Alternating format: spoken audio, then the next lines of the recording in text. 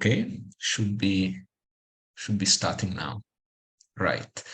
So I will just give you I will just give you a very brief introduction, and then it's all yours, Chris. So good morning, everyone. For those of you who are joining us from Britain, today is another session for our seminars. This is actually our very first session on EMI, since our first session in the calendar still has to be rescheduled.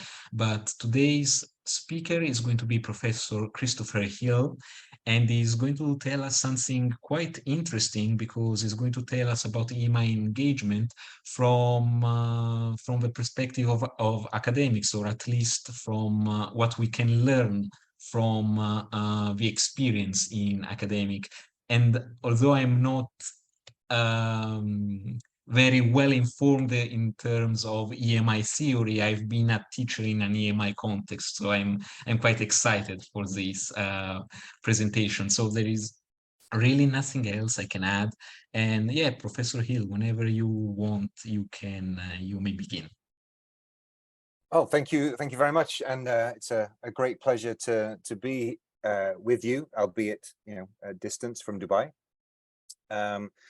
I'm going to attempt to share some of the things that I have learnt, having been engaged in this sort of area of teaching for a long time. And I'm going to draw very heavily on input from my colleagues in multiple places where I have had the good fortune to work.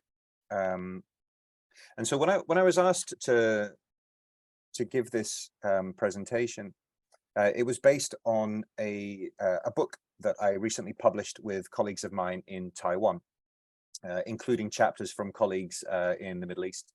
And it sort of formed the foundation, I guess, of what I'm going to talk about today.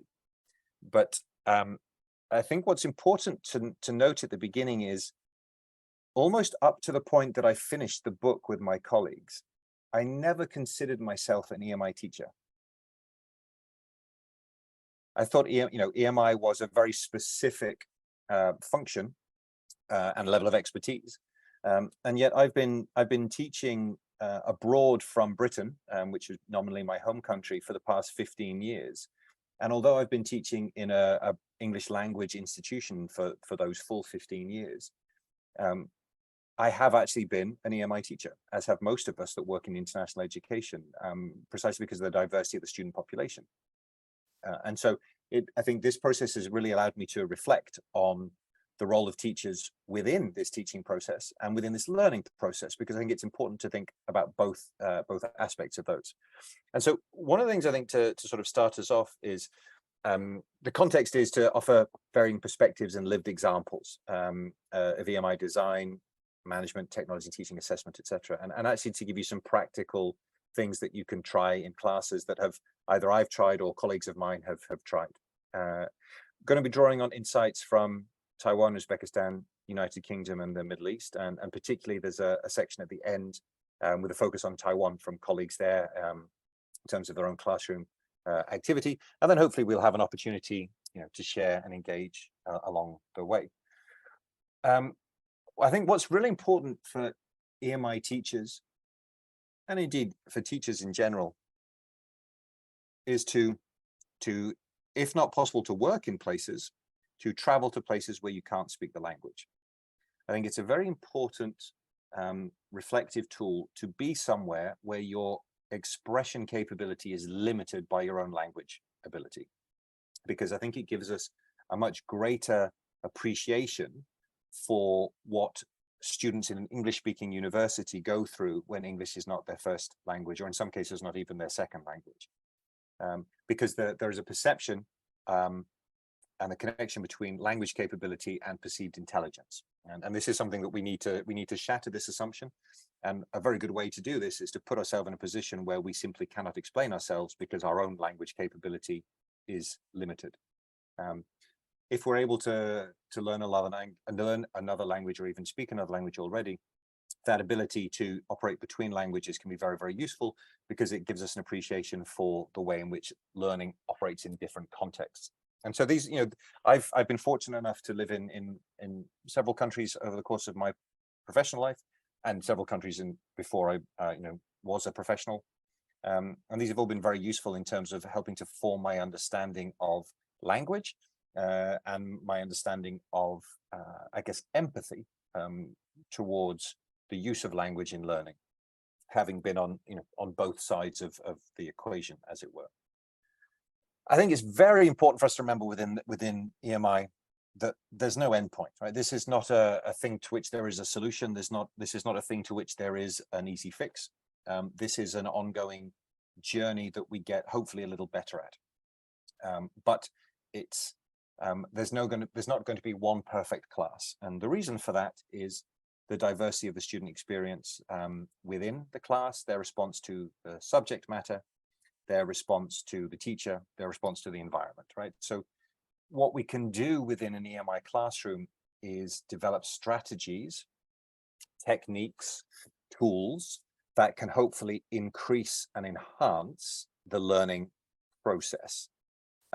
But we will make mistakes, and we do make mistakes, and we have to accept the fact that that's okay. We have to accept the fact that EMI teachers are not the same as language teachers. So we're not teaching English, but we are teaching using the medium of English. And so that impacts the way we approach our use of language, and that impacts the way we use content and material.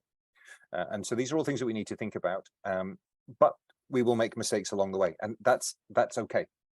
If we keep trying and we keep practicing, we can keep getting better, but it's not going to be perfect. So our goal with EMI teaching should be to try and create as an inclusive environment as we can, that facilitates learning as much as possible.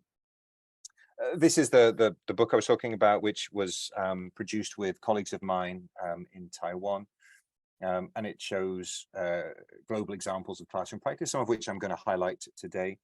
And it's interesting because it talks a lot about the key differences and the key similarities. And so what's very useful is when we talk to colleagues within the EMI field, there are nuances, of course, because there are cultural and the contextual varieties, but there are also shared examples and shared strategies that are, I think, firmly connected to pedagogy. So they are intrinsic to the way we approach teaching and learning, and then they need to be adapted depending to the context and the dominant language, the demographics of the students, subject matter, etc. But there is something that we can learn from engagement and conversation, and that could be very, very valuable. Hence the development of a toolkit. It's not a solution. It's a series of things that can be tried. Some of them successfully, and some of them less so.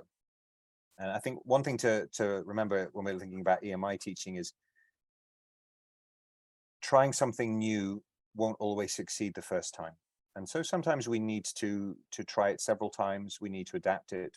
And if we're sure that it has pedagogical value, and if we believe it to be relevant to the subject, and we believe it to be relevant to the age and capability of the students, then we have to allow for the fact that we need practice to develop it, and better explain it and better explore it within the class. And so, these are very much part of an ongoing process. So some of the strategies we need to think about, and obviously I apologize for those of you who this is very, very obvious, but I'm trying to provide a bit of a context. EMI teaching should be student orientated, right? So we're not focusing from the content value of the subject. We're thinking about how can we make this content accessible to the student. So we should be thinking about the student first. We should be thinking about, as best we can, their capabilities, their demographics, their context. We're never going to be able to understand this completely. Of course, we have our own lenses, we have our own context, and students are all individuals.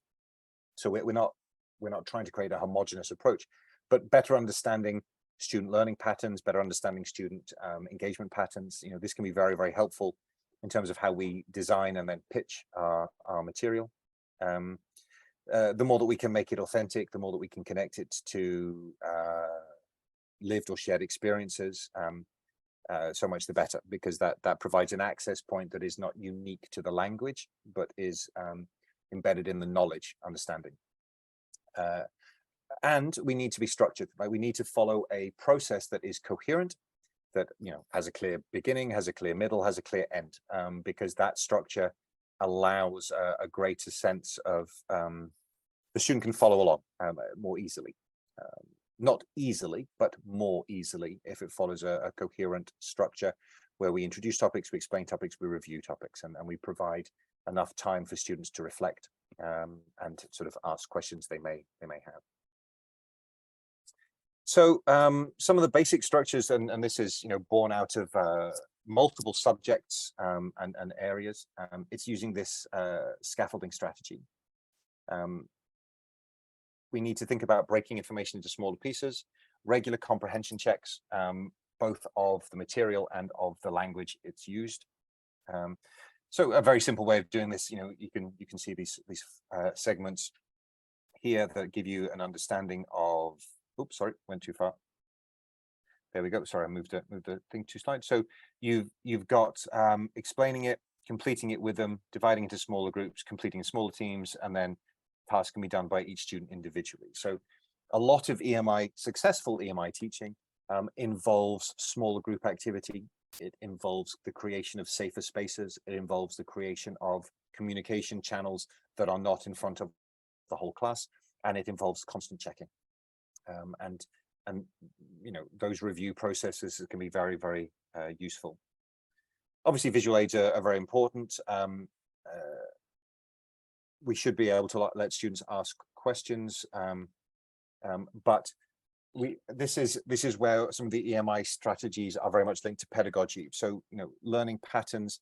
We know that students learn in many different ways. Some are visual learners, some are audio learners, some are practical learners, and so if we're simply relying on a single structure within our teaching delivery, this can be quite limiting and challenging for students. And so having that diversity of the visual aid, the handout, the checkpoint, the practical activity.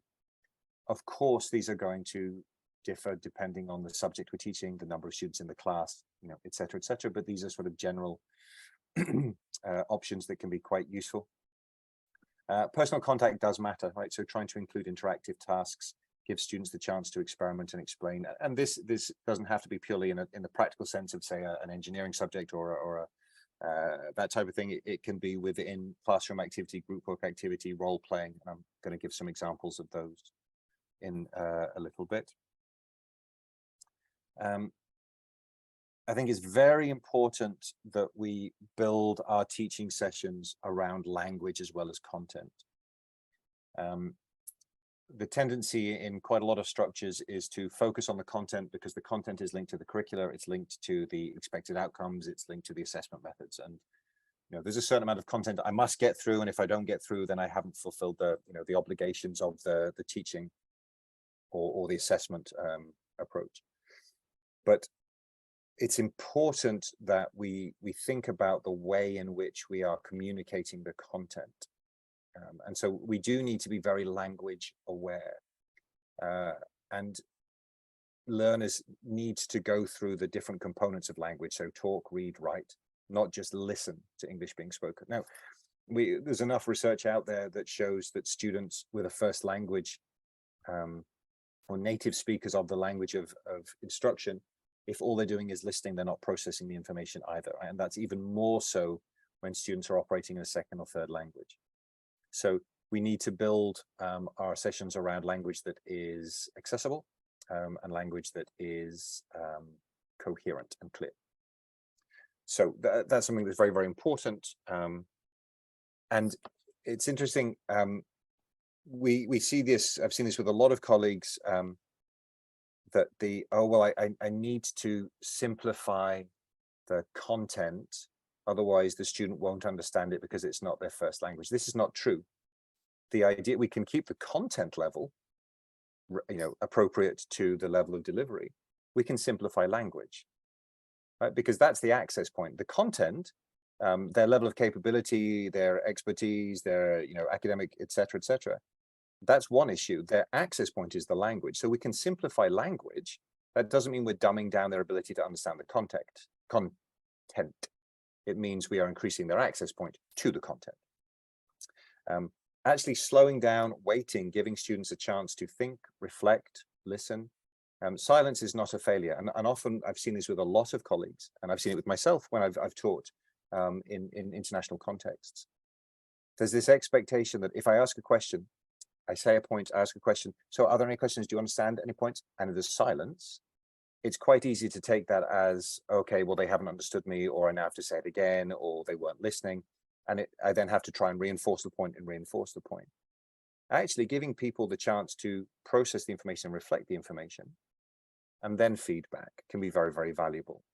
And so rushing understanding is not usually helpful. Creating the space in which students can think about things, talk about things, and then report things dramatically increases their ability to engage with the subject matter. Can be quite difficult because silence, we often as a teacher interpret as lack of interest, lack of engagement, lack of whatever it might be. And sometimes silence is just people thinking, right? And so that can be quite a useful thing to bear in mind. Oh, sorry. So to think a little bit about classroom activity, and these are some of the examples from colleagues in various different countries and also linked to some of the research activity. So role-playing can be quite interesting, but it needs to be active. So participation, we all know the relative merit of group work and the relative disadvantage of group work. Whether or not people actually fully engage, whether certain members take the lead. And so when we're going to do something like this, we want to make it an active exercise for all involved. And so, for example, here's an example of using three students. Each student is plays a different role in rotation. And here, for example, they take it in turns to play the role play an example of subject focused language that we've used in the classroom. So something specific that has been taught, that has been discussed. So it's not brand new information. It can be something that's been prepared in advance. It can be something we've outlined, but it's something that is a familiar and introduced concept. So we've outlined it. We've defined it. We've made it very clear what we want them to do. We haven't given them all the language, but we've given them the overall approach. And a student will then be asked to introduce, outline a key task, review understanding. So it's going through these different processes, and the students offer their feedback on the delivery and language used by the student presenter. So, it's active listening, active discussion, and then active feedback. Sorry. And so you can have, one person presenting, one person asking questions, and then the third person giving feedback on what the other two have done, and then they can rotate. So for each of the roles, the student is playing an active role, whether it's actively presenting, actively listening and responding, or actively engaging in the conversation, or actively listening and then reflecting and providing feedback. And that feedback can be, based on the language use, based on the delivery, based on the pace, etc. So it gives a sort of a more inclusive engagement process. This is a repeat of what I was saying, and I'm using this to repeat it, but also to demonstrate that within EMI, it's useful to reinforce points by repeating them at frequent intervals during the session, so that we can build these signposts, we can build these checks in, and we give the students the opportunity to perform what are called these micro checks, right? So there are different strategies that we can use. We can ask them, we can give out handouts where they ask to fill in little bits and pieces. We can ask them to comment back. We can, if we have the technology, we can ask them to fill in a little poll.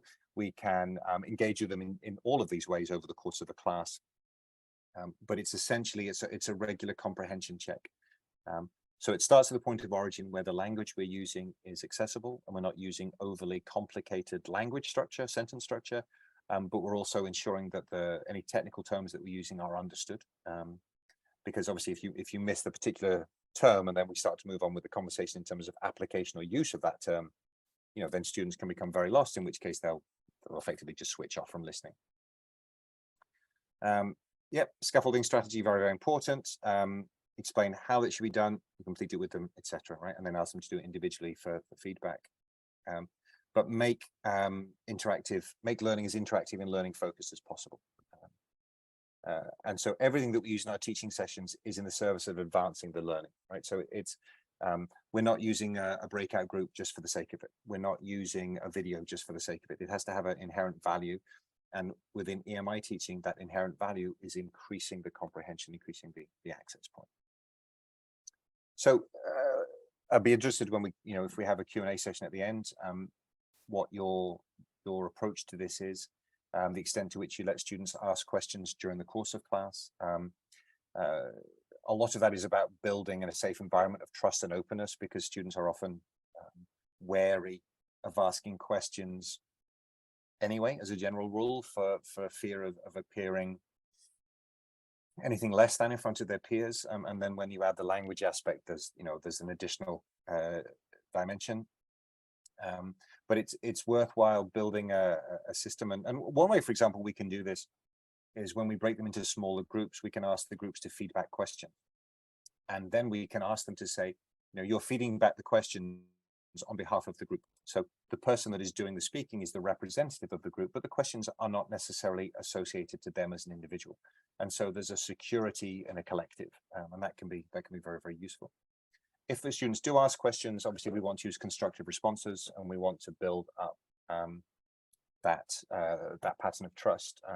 And we need to recognize the confidence and bravery it can take for EMI learners to do this, because it's a hard thing to do in your native language.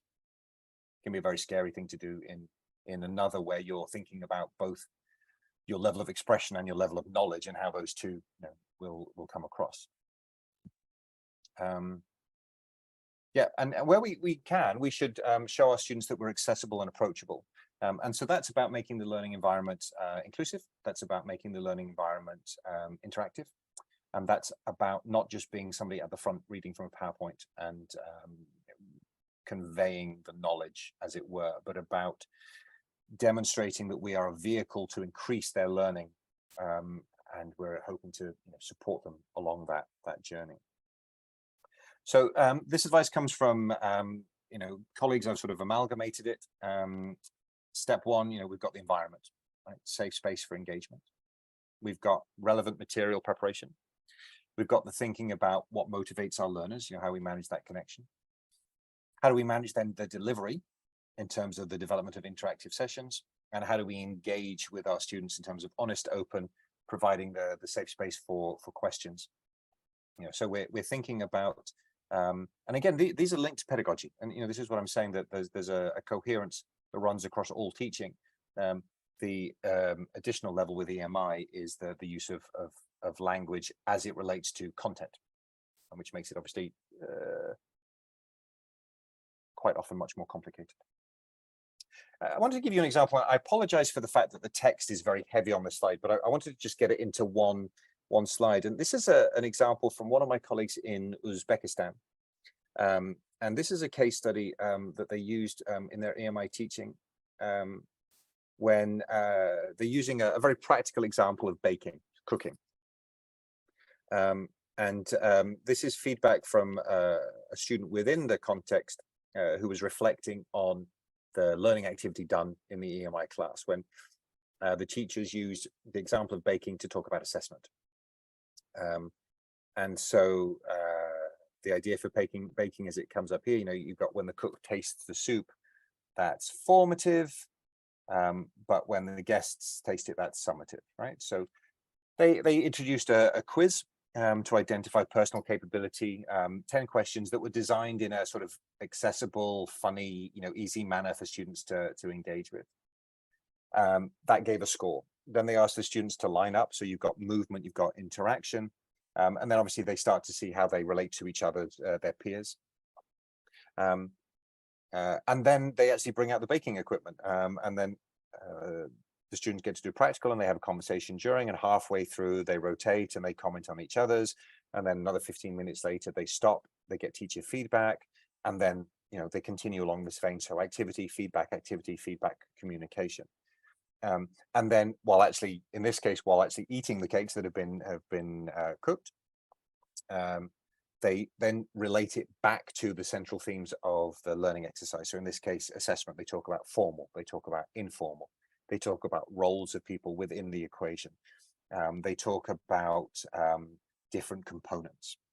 Now, this is obviously a fairly specific example, clearly not one that's going to be possible in all subjects and all examples, but I think the message is the important bit, which is by taking something which can be fairly dry, abstract and academic, or in that case, fairly content heavy, relating it to a real world example, engaging students in that real world example, getting the students to reflect on themselves within the process, and then getting them to understand the key elements and the agency within that process means that they will come away from that with a much clearer understanding of how it works, right? It's the difference between somebody reading you a book on how to drive a car and you being in a car and driving the car, right? There are very real practical examples in terms of the theoretical to application that I think are important to think about here. And, you know, this is an example of an interactive classroom. It's an example of an inclusive classroom. It's an example of, you know, a fun learning environment.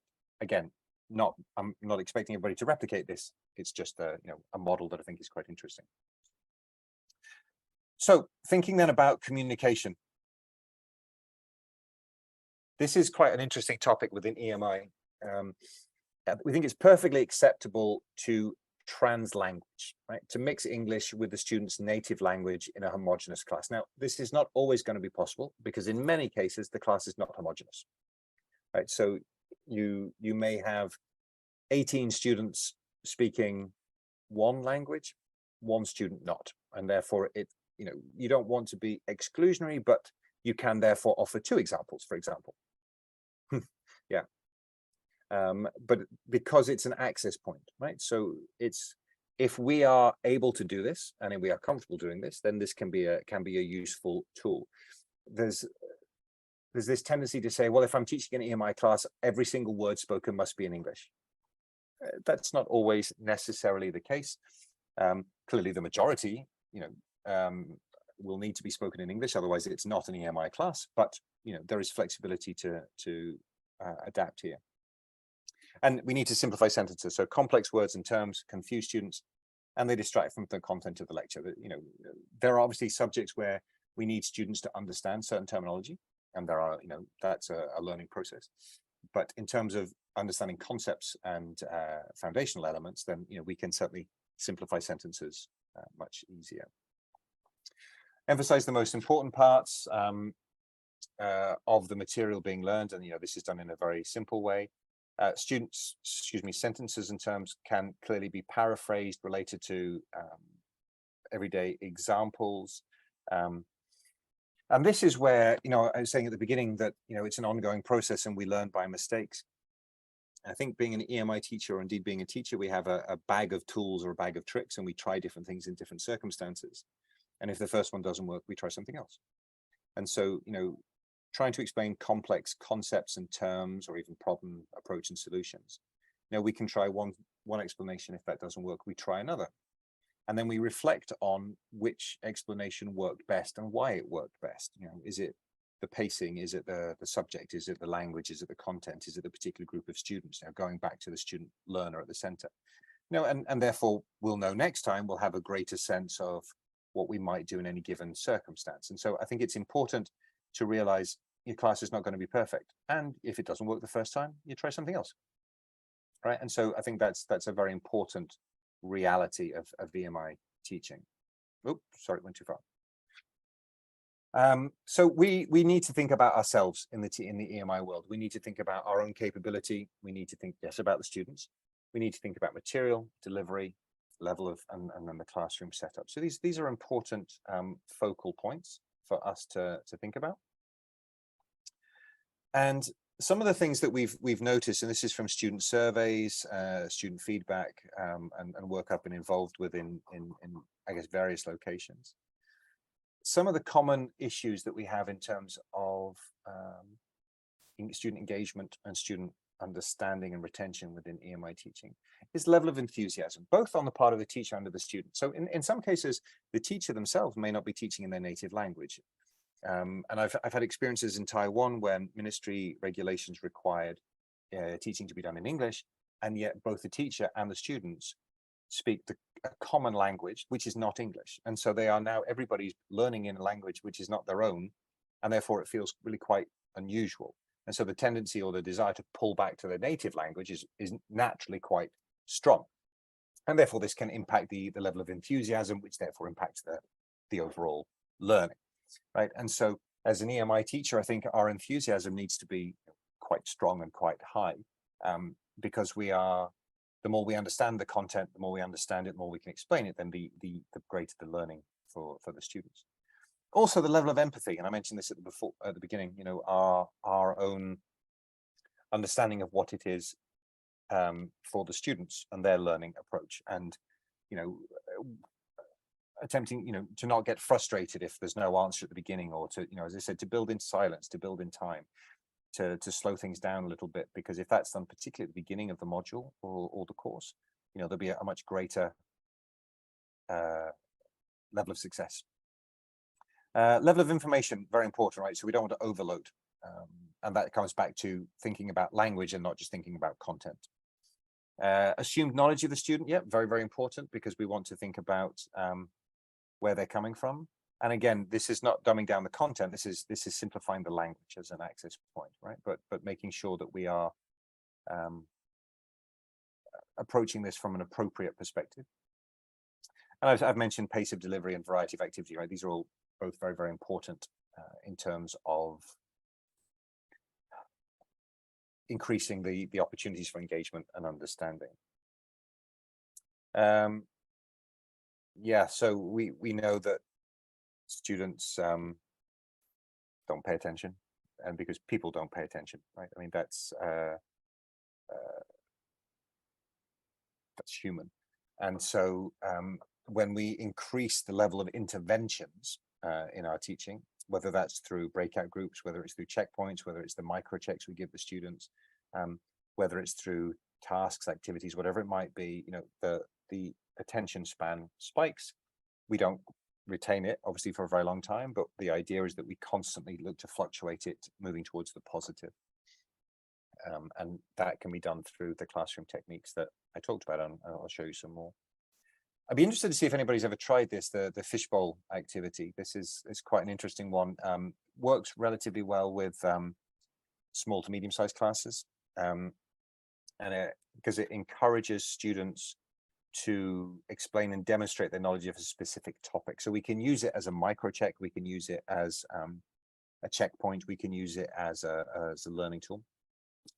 It cultivates several skill sets, right? So active listening and critiquing skills, and that's a very important one for students, because it's about it's skills that are very relevant in their written, but also in their oral and verbal skill set. So it looks something like this as a format. So you break students into two groups. Group one with a few students, and I'm going to show you what it looks like visually, and then group two with the remaining students, right? So you've divided them. Group one is the fishbowl, and they're the discussers, you know, the conversationists, and they're in the inner circle.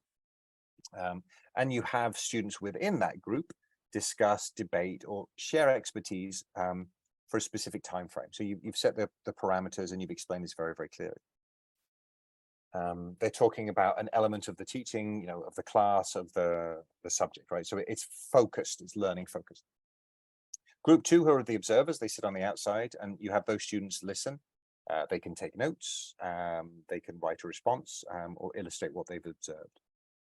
So they are actively participating because they know they're going to be engaging and feeding back after the conversation has ended. So once the fishbowl discussion is finished, you have the students in group two, the ones on the outside, share their feedback and observations to group one.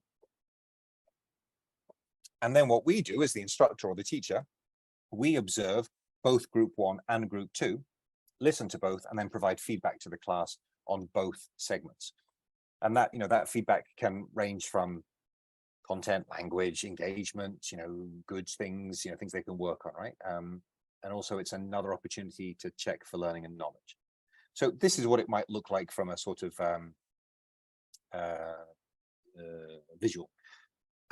This one is linked from the Vanderbilt University Center for Teaching. This is their image. The blue middle 5 dots would be group 1. They're the inner group, and then the orange ones are out the outside are group 2. Now, this works well with smaller groups. With larger groups, you tend to lose the attention span of certainly the outside, you know, and so you might need to, if you've got a bigger group, you might want to separate it into 2 groups across the classroom if you have the ability to do that within your teaching facility. But as a construct, again, it's like the role playing I gave before. It's demonstrating that you don't have to be talking to be engaged in the process, and it's a further skill set within, particularly within EMI learning. Oh, and interactive worksheets. This is just, I'm just going to give you a couple of pictures of these. These are very, very useful. Excuse me, can be very, very useful. These ones I've just pulled off the website as part of their list as communication EMI homework. And so obviously this is just the static still one, but you know, this gives the opportunity for the combination of listening to sounds, looking at them in different languages, looking at them related to, combining, you know, the bottom left is looking at aligning labels to different components, you know, and the other one, the one on the top, you've got listening to a sentence and then filling in words, you know, and these types of things can be done in class. They can be done then, you know, in terms of reflection, discussion afterwards. They can be done as homework. They can be done in terms of the flipped classroom, you know, preparation, and then discussing them in class itself, right? So there's sort of multiple opportunities, and you can often download these worksheets from open access sources if, you know, not the capacity to design your own, which, you know, can be quite complicated, as another example. Okay, so I just wanted to finish up with some examples about culture and context from Taiwan. These are from colleagues of mine that work at one of the national universities in Taipei. So this issue about linear active, multi-active, and reactive, different ways in which students learn and approach. So I mentioned at the beginning, understanding our students' learning capabilities, understanding, you know, the type of structures and the environment. These examples here shared from my colleagues are all linked to a research area and also to their personal experience. So yeah, the linear active, easiest way to identify, encompasses most of the English speaking world. Multi-active, you know, follows Southern Europe, Mediterranean, Sub-Saharan, a lot of the Middle East. Reactive tends to be more localized around Asia, except the Indian subcontinent. And you've got these sort of different categories. Now, as I said before, we're not attempting to put a student into a box. What we're trying to do is understand the different learning patterns, and indeed our own learning patterns, right? And so that helps us to think about the learning environment. It helps us to craft ideas and tools in response to the way students are. I'll give you an example. When I moved from the United Kingdom to Malaysia 15 years ago to teach, and I'd been in Malaysia for about a week, and a colleague of mine, a Malaysian colleague of mine, said, "Oh, have you taught Asian students before?" And I said, "Yeah, of course. We have lots of Asian students in Britain. We have British Asian students, and we have students, international students from various Asian countries." And he said, "Oh, okay. So you know that Asian students don't ask questions?" I said, "Yeah, no, I've heard that stereotype before." Yeah.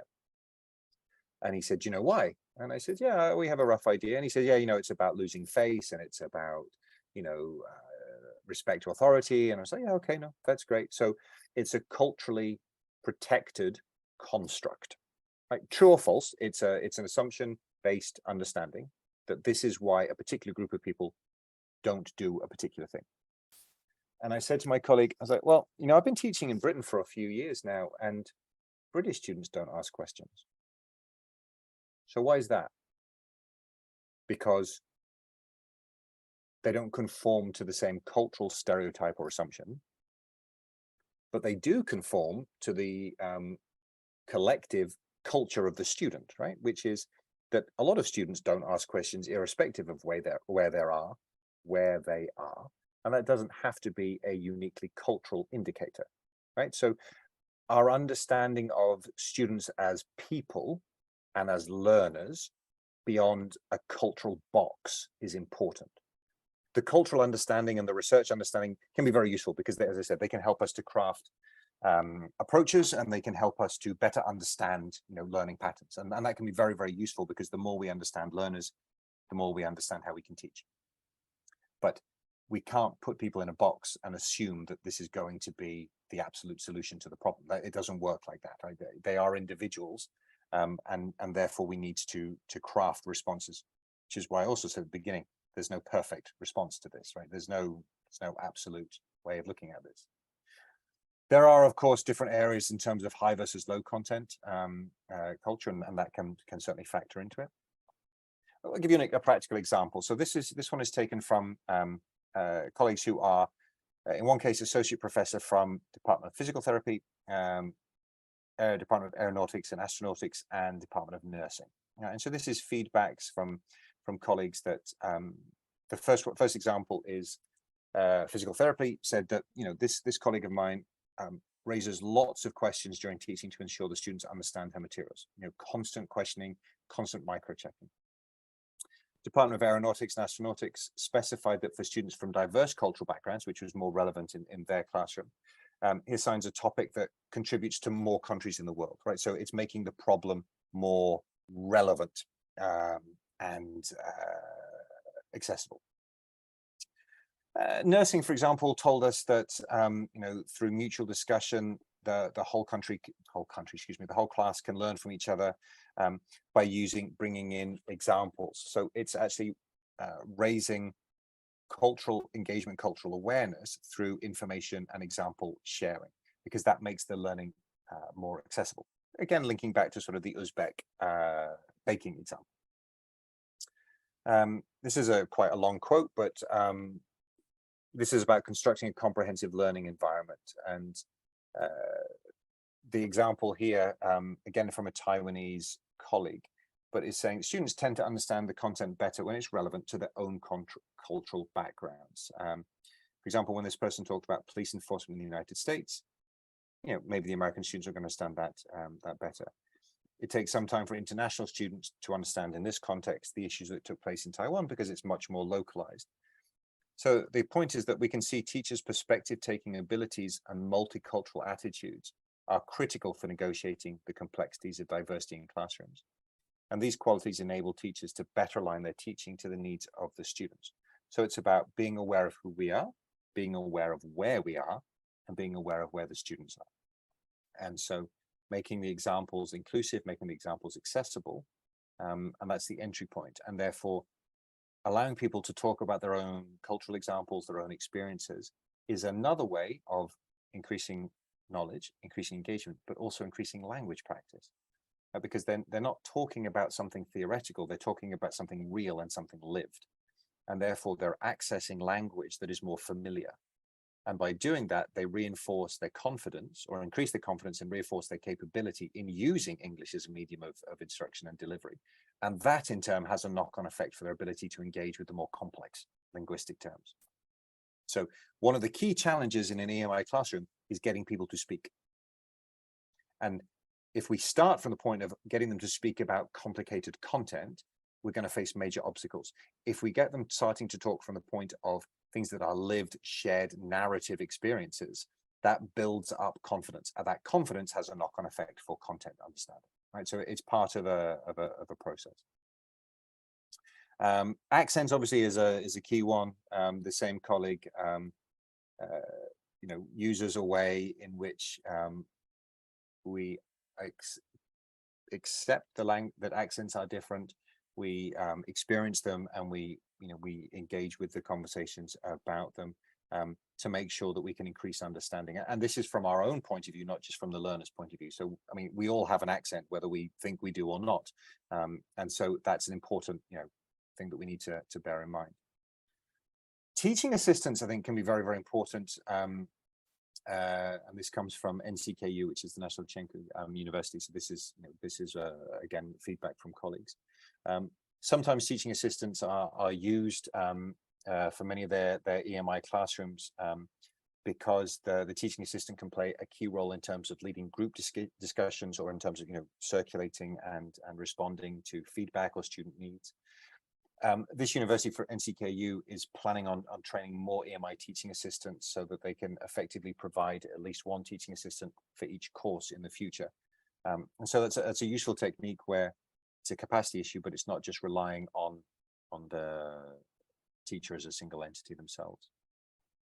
And so finally, just to sort of conclude, we need to think about creating a safe classroom, and that's in sort of all senses of the word. Body language can be very important, accent, communication, delivery, right? These are all very, very important because they are barriers often. Too much content, too quick, too complicated, it's a barrier, right? So when I say make it fun, it's not that we should be dumbing down our classes, and it's not that they should be pure entertainment, but they should be accessible, right? And they should be interactive to the point where it encourages language participation through listening, reading, writing, speaking, because those varied skills, and the more that they are done, and the more frequent that they are done, builds up the confidence, and the confidence that's built up then ensures that students are going to be more likely to ask questions, which helps you check their understanding. They're going to be more likely to engage, and therefore that increases their learning. And so building relationships in an EMI classroom is critical, not just between us and our students, but between the students themselves, so that they have that community of engagement and community of practice, allowing them to feel more confident and more comfortable, which will then increase their access, and increased access increases understanding, and increased understanding increases learning outcomes. So it's hopefully a part of a one strong process. However, and we should be very, very clear about this, it's not going to work all the time, right? It won't work all the time. Make mistakes, we'll fail. We'll probably fail more than we succeed. And often it's quite difficult to understand if we are succeeding. And so that's why building in these micro checks, building in these conversations, building in these little checkpoints can be really, really useful. Using proactive and constructive feedback can be really, really useful. And you'll start to see, hopefully, sort of, bits and pieces along the way.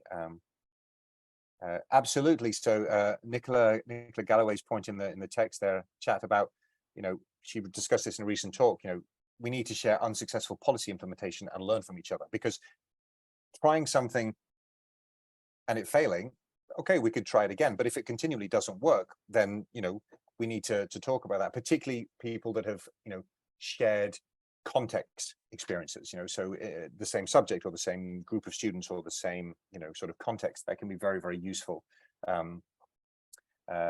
Often I've worked in a lot of places where asking a student a direct question can be very detrimental. So picking on somebody in the class and saying you, that can be very detrimental, because it creates a sort of a hostility within and a framework. Doing that in a small group and providing people with the opportunity to discuss that and then feedback within the collective can be much more successful. But effectively, everything I have tried over the course of my career at some point or another has failed. Right, and that's just the nature of it. But if we can be more empathetic, and we can be more aware, and we can be more flexible, then I think that can be very useful for us as EMI teachers. And I think I'll end there, Chair, if that's okay. I know it doesn't give us too long. We've got it. Yeah, Nicola's again point about the case study in Thailand. Yes, and I've seen that too, where we're using case studies with examples that literally make no sense. It's using, for example, currency numbers that don't make any sense, or using policy examples, or often cultural examples that just, they're not relevant to people, in which case people think, well, then if this isn't relevant, the learning isn't relevant. And so taking content and adapting it to the local context, enormously valuable, because it also shows us and shows the students that we're aware of who they are, and we've taken the time to put it into context, and we've taken the time to think about who they are, and that's enormously powerful, I think. So I think I will end there, and I guess if we have, I'd be very happy to hear from other colleagues about their own experiences, things that have worked, things that haven't worked. I'm always interested in learning from colleagues who have tried, and hopefully failed a little less than me. Thank you so much for your presentation, Professor Hill. That was absolutely beautiful. As I said before, although EMI is not my area of expertise, I have taught in an EMI context before, and I was surprised that many of the things that you mentioned are things that I did just because I thought, oh, this makes sense. Let's try and see if it works. And sometimes it did work, all the things that you mentioned. But let's not talk about me now. Let's focus on the chat. I know some people have written quite a bit in the chat. Does anybody here have some questions for Professor Hill? Because I have a few, but mine can wait. I think Nicola asked a question in the chat box. Hi, Christopher. First of all, thank you for that fabulous presentation. I hope you don't mind. I was taking notes and I took some pictures. I'm coming out to Taiwan in November. I don't know if you'll still be there. So I'm based in Dubai, but I may actually very well be in Taiwan late November, early December. So and if I'm not, I can certainly put you in touch with colleagues who are there and would be, I'm sure, very, very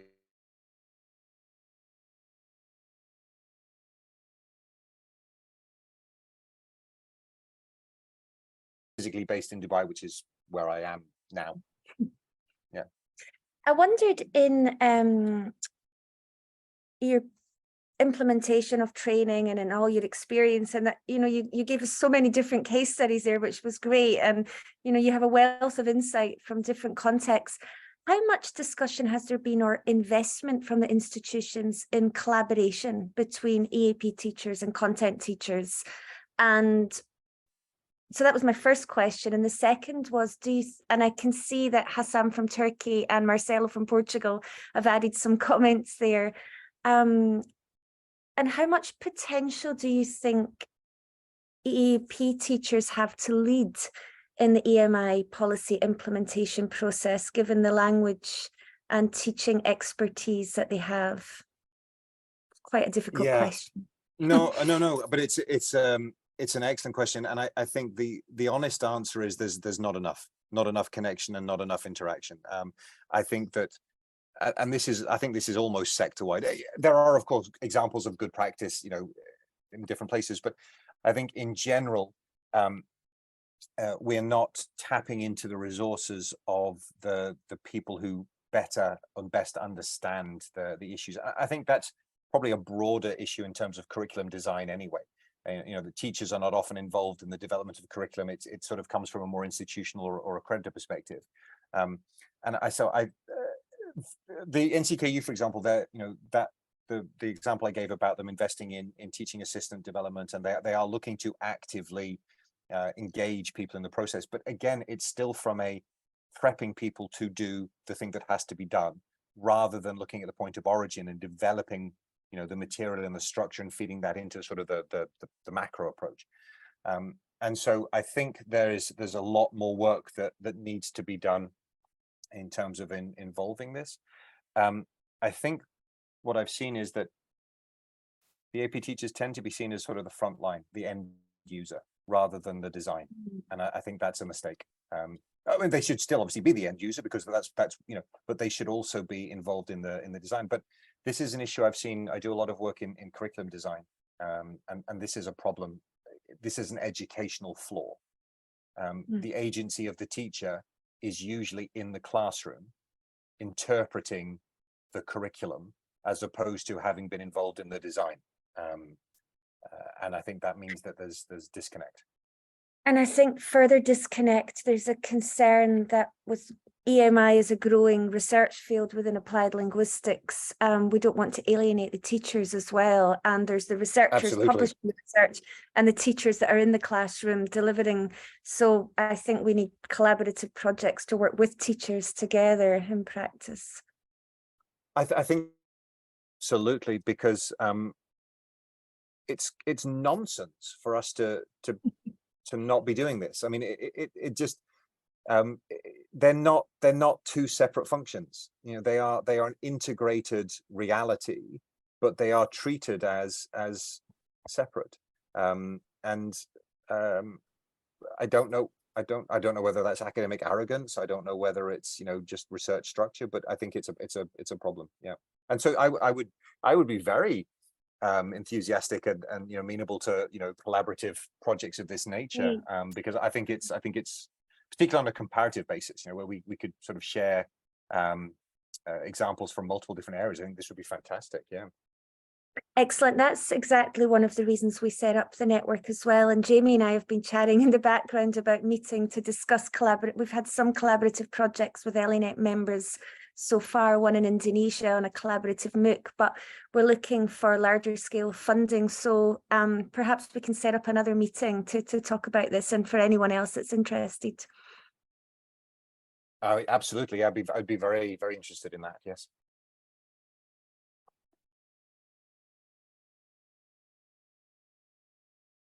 Right. Anybody else? No? Then I can ask some questions maybe. Again, I was really blown away by the presentation. Sorry, I really appreciated everything that you said. At the very beginning, when you mentioned the ways that we can learn from academics about how to handle EMI, you mentioned various possibilities. One of them was, quite rightly, and you talked extensively about simplifying the language without simplifying the content. And one other thing that you mentioned was the use of authentic materials, which is quite interesting to me because I'm working on materials, and there actually seems to be a discussion on whether using authentic materials is a plus or not. And part of the reason is specifically because of what you just mentioned about the fact that authentic materials tend to be difficult in terms of language. So can the two things be reconciled in some way? The use of yeah, it's a great question. I mean, I think there's probably the sort of the slightly easier perspective of saying authentic means accessible, right? Authentic means relevant or contextual. And if we think about it in that term, then there's really there's no debate, right? It's from that perspective, I think it's easily understood. But I mean, the debate, it is interesting because we see this in a lot of internationalization of education, which is how do you balance the quality assurance of the, you know, the origin content or content origin and where it's being delivered. But I mean, in many ways, it's another form of the colonization of education, right? It's the exportation of a singular model abroad, when actually what we should be thinking about is, you know, I think a more engaged approach to building learning and building capacity of knowledge that then can reinform or reinvigorate, you know, the origin. And because if you can assure the quality standards, then why should the examples matter? Like if the examples are in a way that makes it more accessible and increase the learning, then why wouldn't that be more valuable and more inclusive? It's an interesting one, and I think it comes down to the I guess the protectionism of knowledge. You know, the sort yeah, of I understand. Yeah, which is, I think, a reality. But you know, for example, the example I gave of a colleague of mine in Taiwan who was teaching a 100% Taiwanese group of students using English and examples from America, and you think, what's happening here, right? What's the value inherent in what's going on if it doesn't have any relation to, you know, and particularly now with education, we're thinking about, you know, practical application, we're thinking about problem solving. If this doesn't have a relation to connection to their real world and their life, then why do they care? And if they don't care, then why are they going to engage? If they don't engage, then they're not going to solve the problems, right? So, you know, I think it's a problem of Western hegemony, I think, of education, which I guess we're chipping away at. Your example made me think. I often give the example of in Bangkok when I was doing the needs analysis study. I interviewed some students, Thai students studying food science technology, and they were very concerned about their future employment prospects in Thailand because all their materials were American and they were learning about pasta and bread. So they had to audit the Thai medium course so that they could learn about Thai food technology because there simply wasn't the materials for the EMI course in Thailand for that subject. Yeah. I know it's crazy. It's worrying. I'm just making a note of that one because I'm going to follow up and have a look at that. Yeah, it's very worrying, but it's also, I think it's so fundamental to the way teaching has happened, which is, well, because we're teaching in English, therefore we're using English or, you know, Anglo English examples, and you think, well,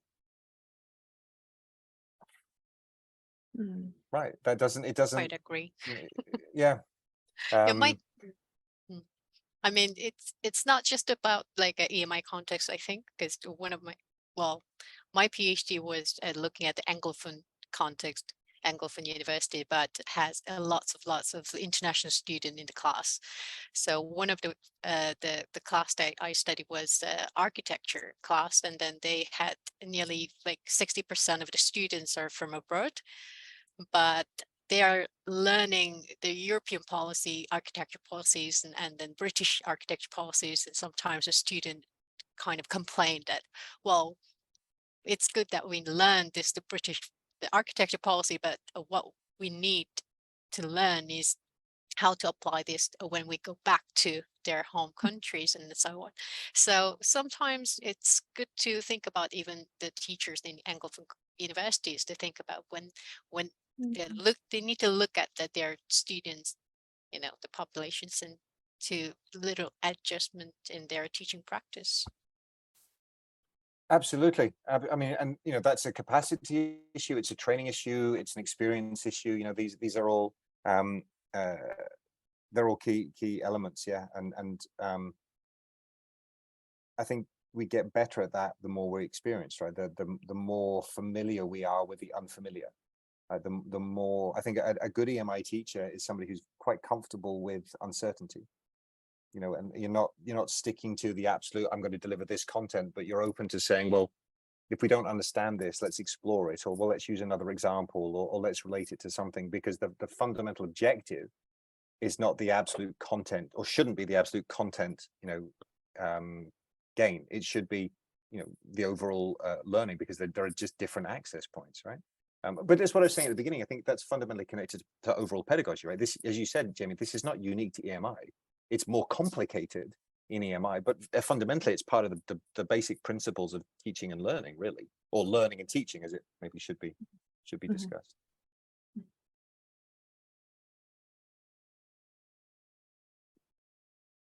Did we lose Paolo? Yeah, I'm here. I didn't disappear.